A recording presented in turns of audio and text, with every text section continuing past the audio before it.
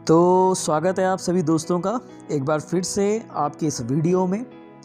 और आज आप देख ही रहे हैं, आज हम जनसत्ता के एक आर्टिकल के बारे में डिस्कस करने वाले हैं। तो दोस्तों, जनसत्ता का आज का आर्टिकल है और आज 14 दिसंबर 2020। आप देख रहे हैं कि आर्टिकल का नाम है सवालों में निगरानी तंत्र। दोस्तों, आज जो आर्टिकल जनसत्ता में आया है, basically article reserve bank of India. आप सभी जानते हैं कि भारतीय रिजर्व बैंक या reserve bank of India Bharat का सेंट्रल बैंक है और इसे हम कह सकते हैं कि RBI is a regulator of banking sector, यानी बैंकिंग सेक्टर का एक नियामक संस्थान है। तो उसी पर, उसके निगरानी तंत्र पर कुछ सवाल पैदा करता है आज का हमारा ये आर्टिकल। और इस आर्टिकल में कुछ इंपॉर्टेंट इकोनॉमी से संबंधित और आरबीआई की निगरानी से संबंधित, बैंकों के बढ़ रहे एनपीए की चिंताओं और उनके विलय यानी मर्जर से संबंधित टॉपिक पर आज का ये आर्टिकल है। तो जरूर गौर से इस टॉपिक को देखिए, इस आर्टिकल को समझिए। तो चलिए दोस्तों, स्टार्ट करते हैं आज का ये आर्टिकल। बीच बीच में जो टॉपिक्स, जो बातें इसमें एक्सप्लेन करने की होंगी, उनको भी हम समझते हुए चलेंगे। यहाँ से हम शुरू करते हैं। पिछले कुछ समय में बैंकों के डूबने की घटनाओं ने बैंकिंग प्रणाली की निगरानी व्यवस्था को कटघरे में खड़ा कर दिया है। पिछले महीने तमिलनाडु के निजी क्षेत्र के लक्ष्मी विलास बैंक यानी एलवीबी और महाराष्ट्र के जालना जिले में मनता अर्बन कोऑपरेटिव बैंक से लेकर यस बैंक और पंजाब एंड महाराष्ट्र कोऑपरेटिव यानी पीएमसी बैंक के मामले बता रहे हैं कि भारत में बैंकों के निगरानी तंत्र को भी अब निगरानी की जरूरत है। यानी 3 बैंकों के नाम यहाँ पर आए हैं, लक्ष्मी विलास बैंक, मनता अर्बन कोऑपरेटिव बैंक और Punjab and Maharashtra cooperative bank यानी पीएमसी। बैंकों का भट्टा बैठने की घटनाओं से देश के करोड़ों बैंक ग्राहकों के मन में यह पहला सवाल यही उठता है कि आखिर बैंक में उनका पैसा सुरक्षित है भी या नहीं। पिछली घटनाओं से सबक लेते हुए और बैंकों पर लोगों का भरोसा रहे, इसके लिए इस बार भारतीय रिजर्व बैंक यानी आरबीआई ने लक्ष्मी विलास बैंक के सिंगापुर के डीबीएस बैंक इंडिया में विलय की संपूर्ण प्रक्रिया को जल्द ही पूरा कर दिया, ताकि खाता धारकों को लेन देन में कोई समस्या ना आए। लक्ष्मी विलास बैंक के इस सौदे के जरिए बैंकिंग क्षेत्र को 2 कड़े संदेश दिए गए हैं। एक कि रिजर्व बैंक बीमार और कुप्रबंधन यानी मिसमैनेजमेंट के शिकार प्राइवेट बैंकों के जमाकर्ताओं यानी डिपॉजिटर्स को बचाने के लिए अब पीएसयू बैंक यानी सार्वजनिक क्षेत्र के बैंकों की बजाय विदेशी बैंक की अनुषंगी इकाई यानी सब्सिडरी यूनिट इस्तेमाल करने को प्रोत्साहित कर सकता है। यानी कि अब उनके विलय के लिए सरकारी बैंकों के साथ विलय न करके विदेशी बैंकों की जो सब्सिडरी इंडिया में काम कर रही है उनके साथ उसको मर्ज कर सकता है। और दूसरा, यह संदेश दिया आरबीआई ने कि यह कुप्रबंधन और अनियमितता करने वाले बैंकों के जो प्रमोटर्स यानी प्रवर्तक हैं और इन्वेस्टर्स यानी निवेशक हैं, उनको बिना लाभ दिए बाहर किया जा सकता है। तो जो प्रमोटर्स हैं प्राइवेट सेक्टर बैंक्स के और इन्वेस्टर्स हैं, उनको जिम्मेदार मानने की बात अभी जो पिछले 3 बैंकों के बारे में बात कर रहे हैं, उनसे आरबीआई ने यही संदेश देने का प्रयास किया है। लेकिन फिर भी अभी रिजर्व बैंक की निगरानी और नियामक व्यवस्था पर सवाल उठने कम नहीं हुए हैं। गौरतलब है कि 17 नवंबर से केंद्र सरकार ने लक्ष्मी विलास बैंक पर बैंकिंग ट्रांजैक्शंस यानी बैंकिंग लेन देन के लिए 1 महीने के लिए पाबंदी लगाई थी। फिर 25 नवंबर को केंद्र सरकार ने आरबीआई को बैंकिंग निगरानी व्यवस्था दुरुस्त करने की नसीहत देते हुए DBS bank of India limited के साथ संकटग्रस्त लक्ष्मी विलास बैंक के विलय को मंजूरी दी। इसके बाद 30 नवंबर को लक्ष्मी विलास बैंक की डीबीएस बैंक इंडिया में विलय यानी मर्जर के प्रोसेस, विलय की प्रक्रिया को पूरा भी कर लिया गया। सरकार और आरबीआई ने बैंकिंग रेगुलेशन एक्ट 1949 यानी बैंकिंग नियमन कानून 1949 की धारा 45 में विशेष अधिकारों के तहत एलवीबी का डीबीएस बैंक इंडिया में विलय किया है। ये बात भी याद रखेगा, article 45 under the banking regulation act 1949 के तहत इन बैंकों का मर्जर हुआ है। इसके बाद लक्ष्मी विलास बैंक पर लगाई गई बैंकिंग ट्रांजैक्शन संबंधी जितने रेस्ट्रिक्शंस थे यानी पाबंदियां थी वो हटा ली गई हैं। इस विलय से लक्ष्मी विलास बैंक के डिपॉजिटर्स यानी जमाकर्ताओं, ग्राहकों और कर्मचारियों को बड़ी राहत मिली है और इसकी सभी शाखाओं, डिजिटल माध्यमों व एटीएम का परिचालन अब सामान्य हो गया है। लक्ष्मी विलास बैंक का विलय जिस डीबीआईएल में हुआ है वह कोई विदेशी बैंक न होकर डीबीएस की भारतीय अनुषंगी है यानी इंडियन सब्सिडरी है। लेकिन बैंकों में पैसा सुरक्षित रहने को लेकर जो भय लोगों के मन में बनने लगा है, क्या उसे इतनी आसानी से खत्म किया जा सकता है? Question mark. दुनिया की विभिन्न वैश्विक क्रेडिट रेटिंग एजेंसियों ने, ग्लोबल क्रेडिट रेटिंग एजेंसियों ने संकटग्रस्त लक्ष्मी विलास बैंक का डीबीएस बैंक ऑफ इंडिया के साथ विलय किया जाने के फैसले की तारीफ की है।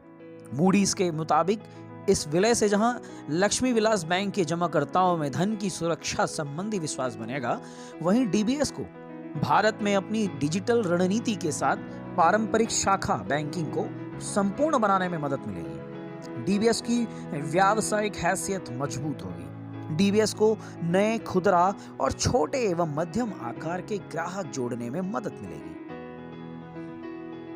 एलवीबी की आर्थिक हालत पिछले 3 साल से लगातार बिगड़ती जा रही थी। बैंक को लगातार घाटे का सामना करना पड़ रहा था। लक्ष्मी विलास बैंक सही ढंग से कामकाज चला पाने में अक्षम साबित हो रहा था। इसके अलावा अपने कॉरपोरेट ग्राहकों के पीछे भागने की रणनीति के कारण लगातार कर्ज में फंसता गया। इतना ही नहीं, एक उपयुक्त योजना के बगैर और बढ़ती गैर निष्पादित परिसंपत्तियों यानी एनपीए यानी नॉन परफॉर्मिंग एसेट्स के कारण बैंक का घाटा लगातार बढ़ता गया। एलवीबी की मुश्किलें खास तौर से पिछले साल सितंबर में उस समय से शुरू हो गई थी जब आरबीआई ने इंडिया बुल्स हाउसिंग फाइनेंस के साथ विलय के एलवीबी के प्रस्ताव को खारिज कर दिया और एलवीबी को त्वरित कार्यवाही में डाल दिया यानी पीसीए में डाल दिया। पीसीए फ्रेमवर्क में डाले जाने की वजह से बैंक ना तो नए कर्ज जारी कर सकता था और ना ही कोई नई ब्रांच खोल सकता था, यानी कई प्रकार के रेस्ट्रिक्शंस जो है उसके बाद से एलवीबी पर लागू होने शुरू हो गए थे। यदि हम पिछले 1-2 वर्षों में विभिन्न बैंकों की विफलताओं को देखें तो पाते हैं कि वित्तीय गड़बड़ी की स्थितियां लगभग एक जैसी ही हैं। इन सभी संस्थाओं की वित्तीय स्थिति खराब होती गई और एनपीए बढ़ते गए।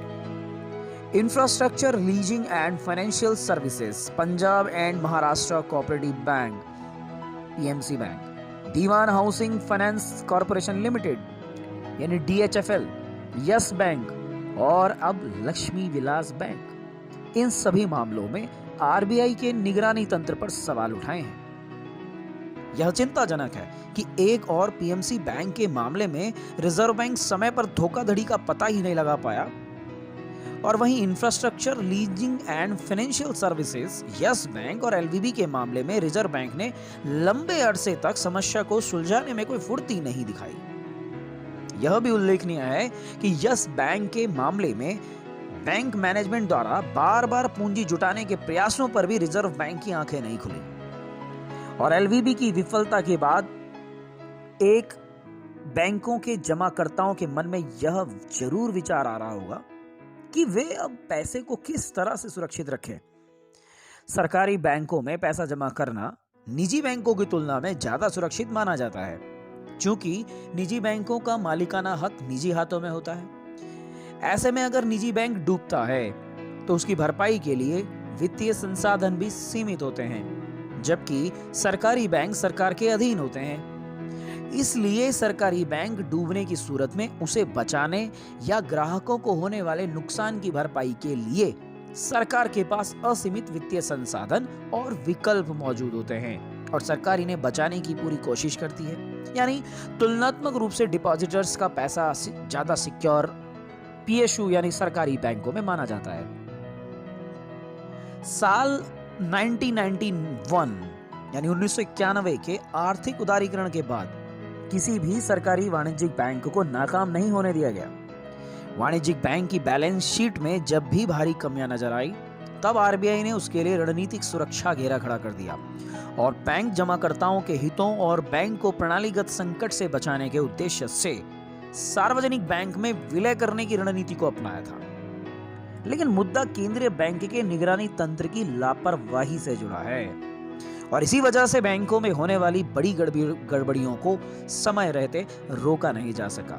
वरना नीरव मोदी और ऐसे अन्य कर्जदार कैसे हिम्मत कर पाते कि बैंकिंग व्यवस्था को ठेंगा दिखाते हुए हजारों करोड़ का गोलमाल करते रहें और बैंक खोखले होते चले जाएं। इसलिए अब वक्त आ गया है जब रिजर्व बैंक की निगरानी व्यवस्था की भी समीक्षा हो, उसकी खामियों को दूर किया जाए। और इसमें कोई संदेह नहीं कि केंद्रीय बैंक यानी आरबीआई के पास सरकारी और निजी क्षेत्र के बैंकों और फाइनेंशियल इंस्टीट्यूशंस यानी वित्तीय संस्थानों की निगरानी के लिए पर्याप्त अधिकार हैं। लेकिन अगर इसके बावजूद लक्ष्मी विलास बैंक तथा अन्य बैंकों के मामले में केंद्रीय बैंक ने अपने अधिकारों का उपयोग नहीं किया और ऐसे हालात बनने दिए कि बैंक डूबने लगे, तो फिर निगरानी तंत्र का क्या मतलब रह गया।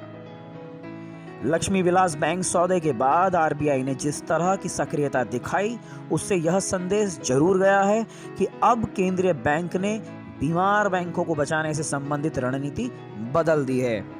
अब बीमार और कुप्रबंधन के शिकार निजी बैंकों के जमाकर्ताओं यानी डिपॉजिटर्स को बचाने के लिए सार्वजनिक बैंकों का इस्तेमाल नहीं किया जा रहा है। साथ ही निजी क्षेत्र के किसी बैंक के विफल होने पर दूसरे विदेशी बैंकों को भी स्थानीय निगमीकरण यानी लोकल कॉर्पोरेटाइजेशन के लिए प्रोत्साहित किया जा सकेगा।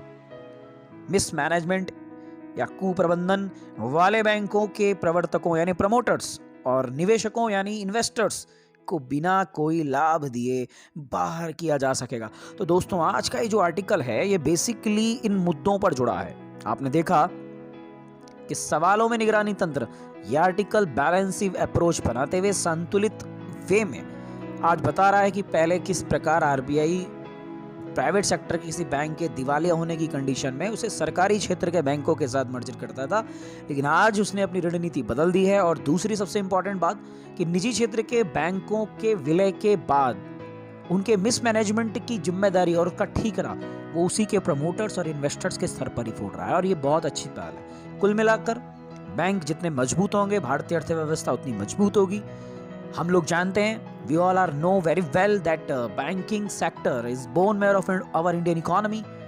हमारी भारतीय अर्थव्यवस्था की जो रीढ़ है वो बैंकिंग सिस्टम है और इसे मजबूत बनाए रखना भारतीय अर्थव्यवस्था के लिए उतना ही जरूरी है। और हम सभी जानते हैं कि उस बैंकिंग व्यवस्था को मजबूत बनाए रखने के लिए, उसमें धोखाधड़ी को बचाए रखने के लिए, जमाकर्ताओं यानी आपके और मेरे पैसे को सुरक्षित रखने के लिए आरबीआई को अपने निगरानी सिस्टम को, अपने वॉच सिस्टम को बहुत मजबूत बनाए जाने की जरूरत है। और इस संबंध में अगर आरबीआई को और अधिकार दिए जाने की जरूरत पड़ती है तो सरकार को उसे और अधिकार दिए जाने चाहिए। तो आज का ये आर्टिकल इस मुद्दे पर अपनी बात रखता है बेबाक रूप से आरबीआई के संबंध में। तो आशा करता हूं कि आप सभी को ये आर्टिकल समझ में आया होगा, पसंद आया होगा। इससे रिलेटेड कोई भी अगर क्वेरी, कोई भी प्रश्न आपके मन में आता है तो जरूर कमेंट बॉक्स में बताइएगा। तब तक के लिए आप सभी लोगों को बहुत बहुत नमस्कार। मिलते हैं अगली वीडियो।